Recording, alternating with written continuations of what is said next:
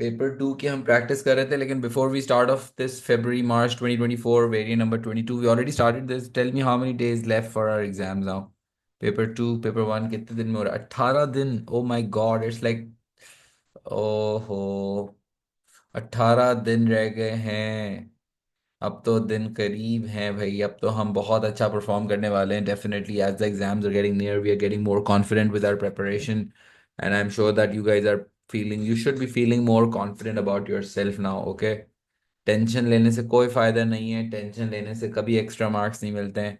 Exam pressure होता है एक चीज़, हाँ वो नॉर्मल बात है, वो हर स्टूडेंट एक्सपीरियंस करता है. But try to understand that it's all right, that you have prepared for the entire year and you're still preparing and we are still practicing. You must be still practicing.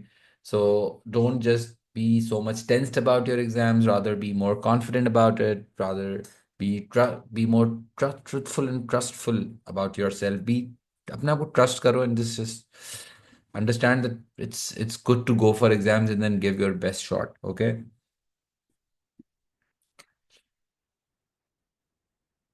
Break even, बिल्कुल. Break even का formula होता है fixed cost divided by contribution per unit, Ibrahim. Yes yes, definitely I am going to answer the queries. अभी आखिरी के मैं 15-20 minute curies के लिए रख लेता हूँ. पहले हम इसका पेपर शुरू करते हैं, फिर मैं. ठीक है. यस, अगर 2023 2024 के ये वाले पेपर्स भी कर लेते हो तो बहुत अच्छा है. 3 साल. यस. ठीक है. रिवीजन क्लास मैंने अगले हफ्ते में प्लान की है, उसकी टाइमिंग्स भी मैं भेजूंगा. आज तो हमने ये पास पेपर कंटिन्यू करने, लेकिन जो रिवीजन क्लासेस हैं, कुछ स्टूडेंट्स के कुछ टॉपिक्स वाला इशू है कि यार सर कुछ टॉपिक्स रिवाइज करा दें, वो भी डेफिनेटली हम कर रहे होंगे अगले हफ्ते के अंदर. फिर एक चेकिंग क्लास मैंने प्लान की है, वो भी रखेंगे. Don't worry. ठीक है. फिजिकल क्लासेस भी रख लेंगे, लेकिन फिजिकल में यार, फिजिकल भी रख लेंगे. चलो, कोर्स के रिवीजन के लिए अगर फिजिकल चाहिए, सीनियर के स्टूडेंट्स जो कह रहे हैं मुझे, definitely we can do it. We will do it इंशाल्लाह. चलो नेक्स्ट वीक में रख लेते हैं.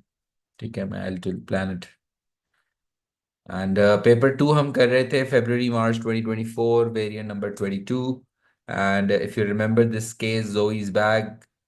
और कोशिश करना है कि जो क्वेश्चंस तुम लोग शेयर कर रहे हो वो चैट ऑप्शन पे पब्लिकली बस शेयर कर दो. ठीक है. प्राइवेट मैसेजेस भी भेज सकते हो अगर कोई प्राइवेट बात हो तो, लेकिन कोशिश करना है कि मैसेजेस जो तुम लोग भेज रहे हो वो पब्लिकली हो, ताकि हमारी पूरी क्लास एंगेज हो.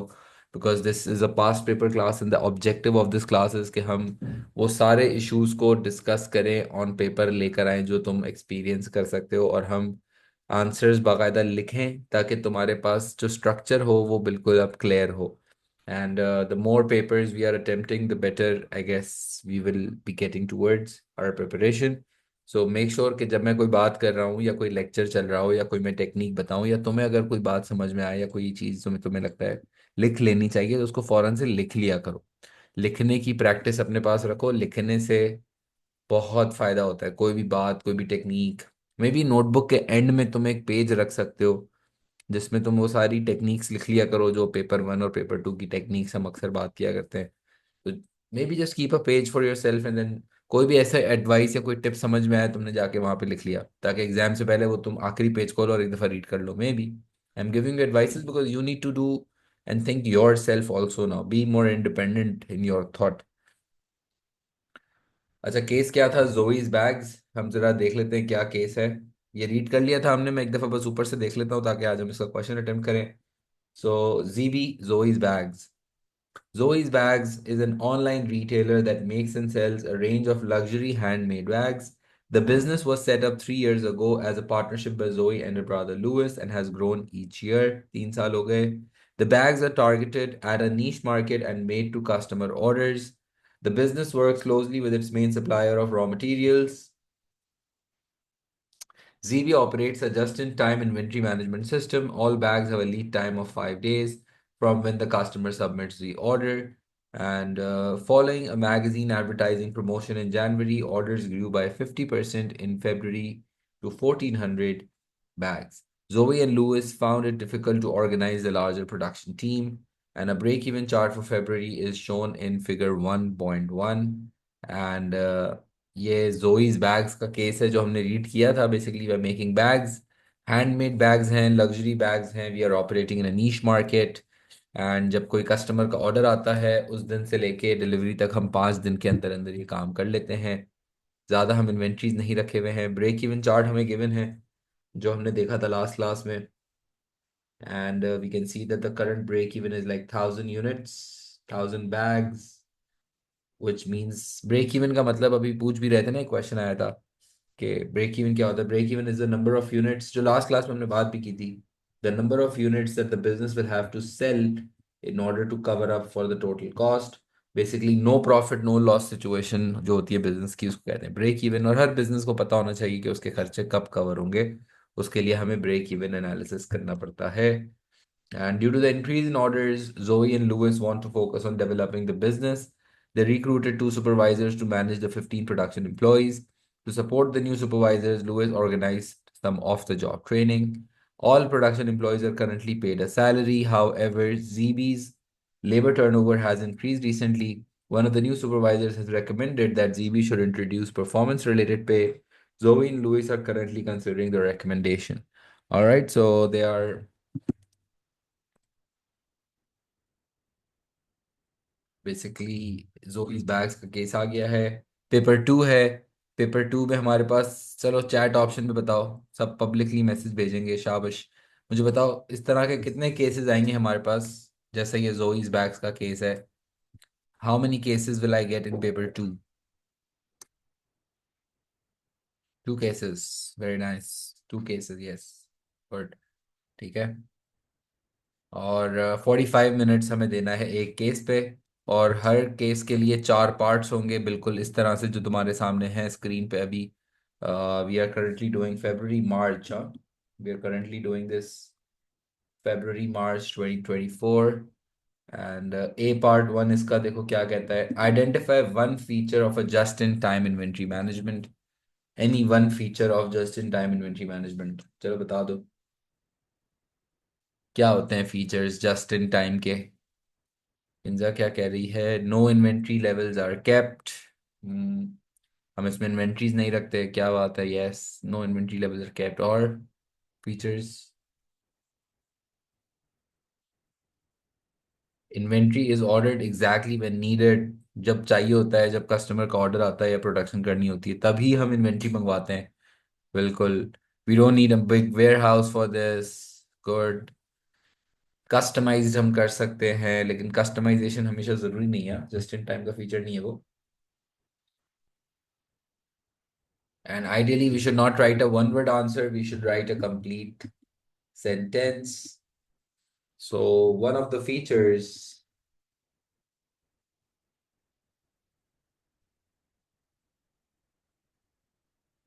of just-in-time inventory management,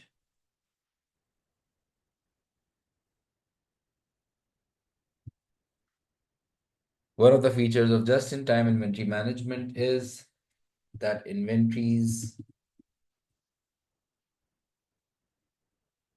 inventory is ordered just on the time when it is needed for production. Just on the time when it is needed for production. We have short lead times. Short lead times का क्या मतलब है यार? Lead time तो ज्यादा भी हो सकता है। फीचर जस्ट इन टाइम का शॉर्ट लीड टाइम तो नहीं हो सकता।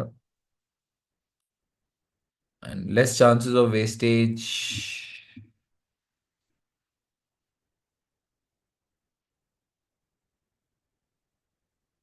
सही है, गुड वन। A part 2 सही है, कॉपी कर लिया ना? कोई सवाल हो तो चैट पे लिखते जाना, मुझे बताते जाओ, not a problem. Question number A part 2, explain the term niche market. 3 marks, we have to write like 2 to 3 good quality statements about this term niche market. What is a niche market? Tell me. 2 approaches होती है ना, एक होता है मास marketing approach, एक होता है नीश marketing approach. मास marketing approach में हम अपना प्रोडक्ट जो है वो जेनेरिक जनरल ऑडियंस के लिए टारगेटेड होता है। और नीश मार्केट में हम क्या करते हैं? Is a small segmented business of a much larger market. They can often exploit customers by charging.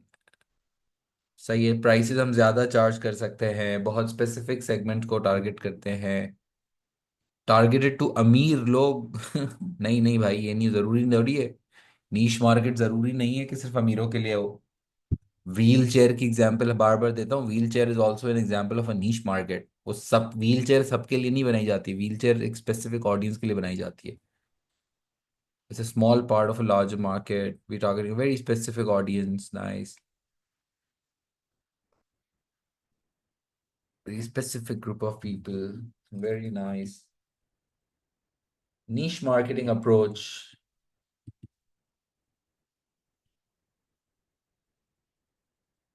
is when a business try to sell their product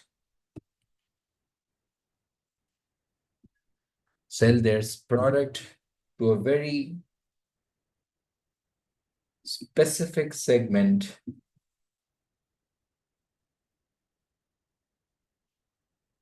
to a very specific segment of the overall market.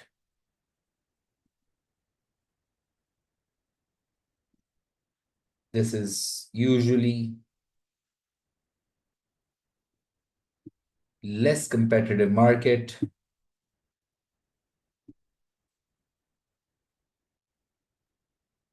due to small market size.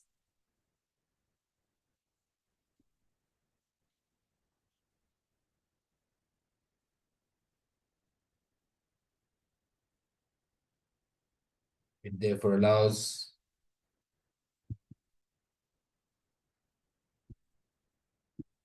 it therefore allows to charge premium prices from the customers. Allows to charge the premium prices from the customers. जरूरी नहीं है कि they have a small customer base. In a niche market, businesses can have a very large customer base. Ferrari is having a very large customer base, right? But still, it's a niche market.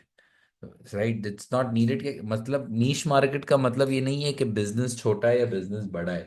Business बहुत बड़ा भी हो सकता है। Niche market का मतलब है कि पूरी ओवरऑल पॉपुलेशन में से आप बहुत कोई स्पेसिफिक ऑडियंस है जिसको अपना प्रोडक्ट बेचने की कोशिश कर रहे हैं, और सबके लिए वो प्रोडक्ट नहीं है।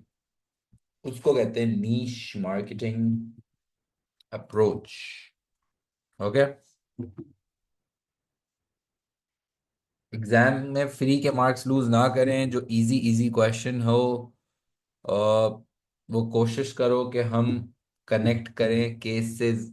क्या केस से कनेक्ट? नहीं नहीं यार, देखो मैं तुम्हें इसकी मार्किंग स्कीम भी दिखाता हूँ वैसे एक दफा, ताकि तुम सबको बिल्कुल अब जैसे इसने जो हमने ये वाला क्वेश्चन लिखा ना, identify one feature of just in time, तो बहुत सारे स्टोरेज कॉस्ट कम हो जाती है, स्टॉक बीइंग स्टोलन के चांसेस कम हो जाते हैं, reduced insurance cost, smaller warehouses are required, good relationship with suppliers. और नीश मार्केटिंग के अंदर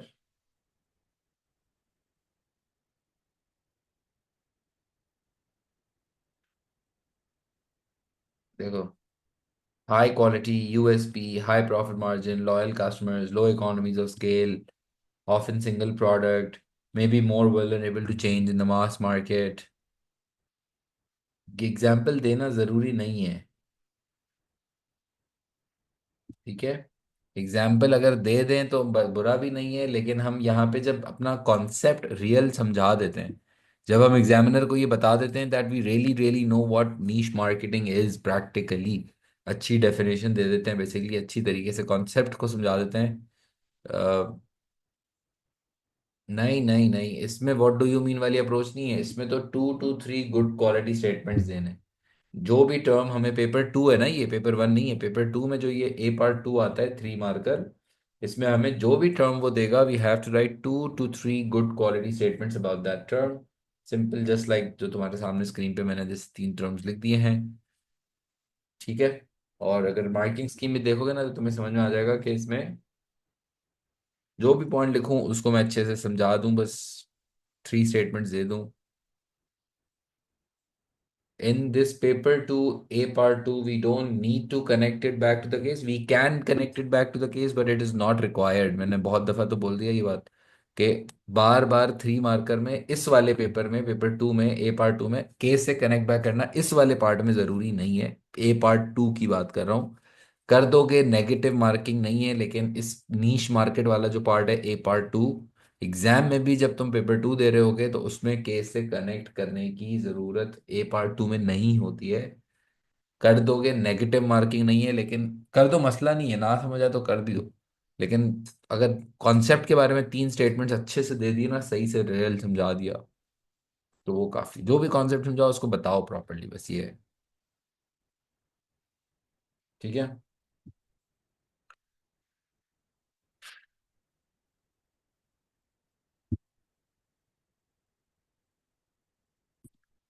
टेंशन लेने से, स्ट्रेस लेने से क्या फायदा होता है? हम्म। नहीं नहीं नहीं नहीं नहीं नहीं नहीं, अच्छे रिजल्ट्स के बाद खुशी होगी तो ये तो अच्छी बात नहीं है। तो फिर तो इसका मतलब है हम हर रोज की खुशी को डिले किए जा रहे हैं। मतलब ऐसे नहीं भाई, आज क्या सीखा सर से हमने पेपर 2 की क्लास में, क्या सीखा आज हमने, क्या किया। Just focus on today also यार। रियाल मिलेंगे तो खुशी होगी। अच्छा।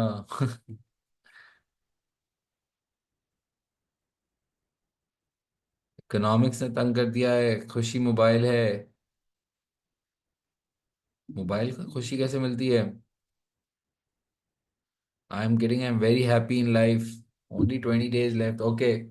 Now let's see B part 1. Okay. Refer to figure 1.1 and other information. Calculate the margin of safety in the month of February. Margin of safety का फॉर्मूला पता है?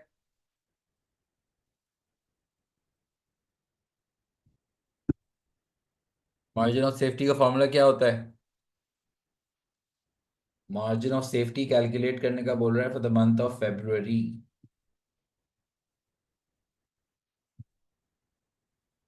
Actual total output, total current output minus break even output. Good. Total current output minus break even output, definitely. तो current output कितना है अभी हमारा February में? अगर हम इसको चेक करें, in the month of Feb, month of February में हमारा आउटपुट कितना है, डिमांड कितनी है?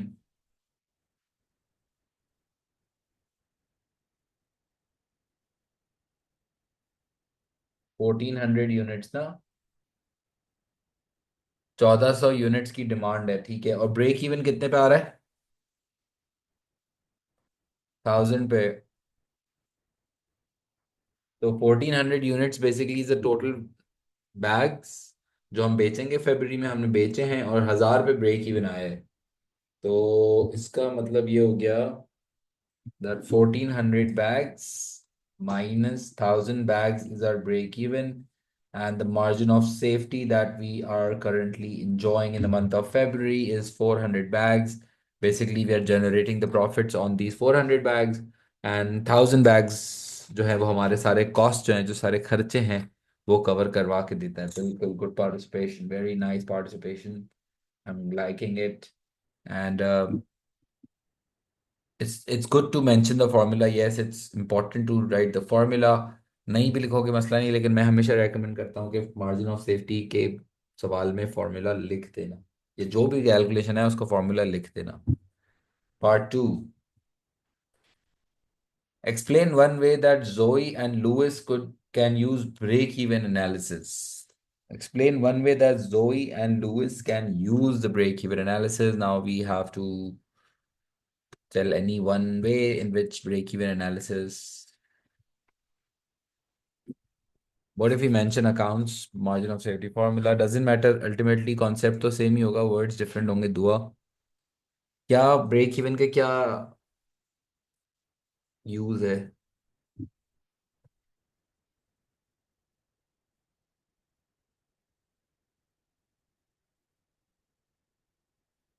एक तो ये कि definitely break even analysis helps in decision making.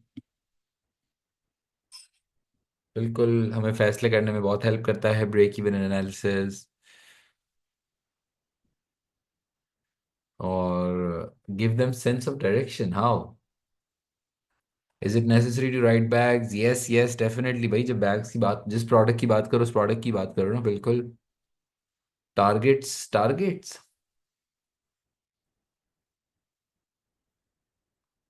It identifies a point at which a business will make a profit or ठीक है, it helps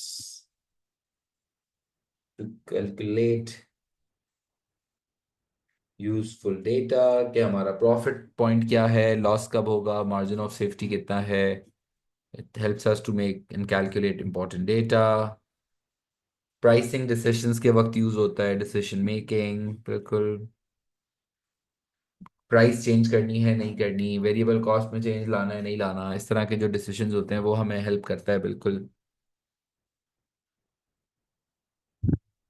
they will know how many bags they will have to sell to cover all costs, बिल्कुल good.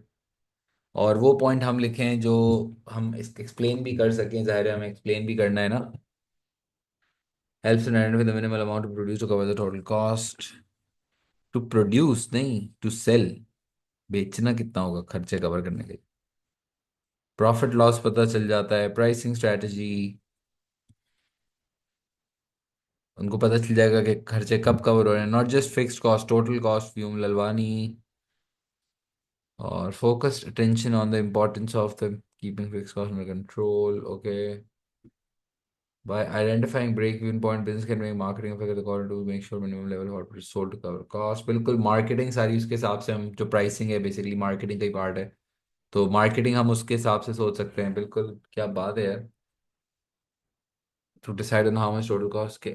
सही, break even से basically business को ये पता चल जाएगा कि कितने यूनिट्स, कितने बैग्स इनको सेल करना पड़ेंगे in order to cover up for the total cost. और इससे अच्छी बात यह है कि बिजनेस को, जोई और लुइस को एक आइडिया होगा कि अगर वो प्राइसिंग में कोई चेंज लेकर आना चाहते हैं या कोई डिसीजन लेना चाहते हैं तो ब्रेक इवन चार्ट उनको बहुत हेल्प करेगा। क्योंकि कोई भी ऐसा मेजर फैसला आप करने जाते हो, कोई प्राइस में चेंज लाने की कोशिश करते हैं, कोई फिक्स्ड कॉस्ट, अगर लोकेशन लेट से कोई चेंज करना होती है, कोई भी बड़े फैसले करने होते हैं, तो उसमें ब्रेक इवन एनालिसिस जो है वो एक बहुत यूजफुल टूल है। Because we can just redraw the graph and see that what will be the impact on break even if a certain decision is made. And secondly also, जब आपके पास सारा important data होता है, आपके पास clarity होती है, तो ज़्यादा बेहतर आपके बिजनेस के ऑपरेशंस होते हैं, स्मूथ होते हैं ज़्यादा। अब इसमें जैसे अगर मैं तुम्हें मार्किंग स्कीम दिखाऊं पहले ही, मार्जिन ऑफ सेफ्टी तो खैर हमने निकाल लिया, लेकिन अगर हम explain one way that Zoe and Lewis can use break-even analysis, so now there are a lot of points to support decision making, that is pricing decision, costing decision, कोई भी फैसला है, ठीक है। And to calculate useful data such as कि कितने break even कितने पे आ रहा है, margin of safety, profit loss क्या है different, to consider what if scenarios. Break even is also very important in assessment of what if scenarios. Businesses can like see what if the material get expensive, what if customer doesn't come in, what if a new competitor comes in, what if analysis भी businesses अक्सर करते हैं और देखते हैं कि उनके break even के ऊपर क्या इम्पैक्ट होंगे। ब्रेक इवन बड़ी एक हेल्पफुल चीज़ है यार, बड़ी। मतलब हर बिजनेस, प्रैक्टिकली हर बिजनेस यूज करता है ये एनालिसिस, बिकॉज ऑब्वियसली आपको पता होना चाहिए ना खर्चे और उसका क्या सीन है, ठीक है। To forecast costs and pricing, maybe, but that's a very far-fetched use. So to support decision making, for example, Lewis could use that break even to decide on an appropriate marketing mix. अब जाहिर है, देखो जब ये 3 marker है, जब ये question specifically जोई एंड लुइस के बारे में है, जो भी हम पॉइंट लिखें, जो भी हम रास्ता लिखें, उसको हम प्रॉपरली समझाएं, उसको हम केस से कनेक्ट बैक भी करेंगे, हम एक्चुअली जोई एंड लुइस की बात करेंगे, और कीप इट सिंपल इज जरूरी। कुछ बच्चे जो है ना, उनको इतना अच्छा समझ में आ जाता है कॉन्सेप्ट कि अगर अब वो basic version of their concept भी लिखेंगे तो भी काफ़ी है। कुछ बच्चे होशियारी करने में रह जाते हैं, कुछ बच्चे माइंड सेट ही होता है कि इतना परफेक्ट आंसर लिखेंगे, इतना अच्छा आंसर लिखेंगे कि पता नहीं क्या से क्या हो जाएगा। ऐसी वाली सोच मत रखना। Just give your best shot and see. Break even तुमने 1000 दफा पढ़ लिया यार, अब अगर पढ़ा है तो keep it simple. You don't need to select a difficult point and then just get stuck in explanation. Pick a simple point. They are uh, currently जो है they are selling for how much? Currently they are selling their bags for $40, let's say. And let's say if Zoe and Louis wants to decide that whether to increase the price of their bags, so they can use this break even analysis. जो भी point हो, easy point उठा के उसको ज्यादा बेहतर समझाना के मार्क्स हैं। एक्सप्लेनेशन, फोकस तुम्हारा जो है वो एक्सप्लेनेशन है। That's what I am trying to tell you. Focus ये नहीं है कि पॉइंट पता हो, पॉइंट तो पता होते ही है। फोकस तुम्हारा ये है कि एक्सप्लेनेशन का क्या गेम। ठीक है। सो गेम स्ट्रांग अगर करना है तो फिर एक्सप्लेनेशन के गेम को तुम अब स्ट्रांग करोगे। So one of the ways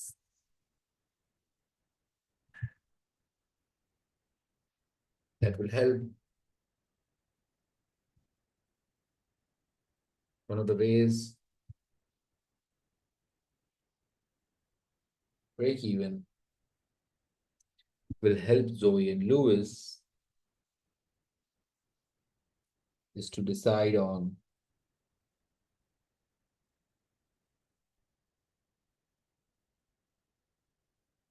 to make key decisions. For example, if the partners decide to change the pricing of their bags, then they can consider the impact of this decision on the current break even of 400 bags and on the existing profits of the business. On the existing profits on the business. This analysis helps to make better decisions.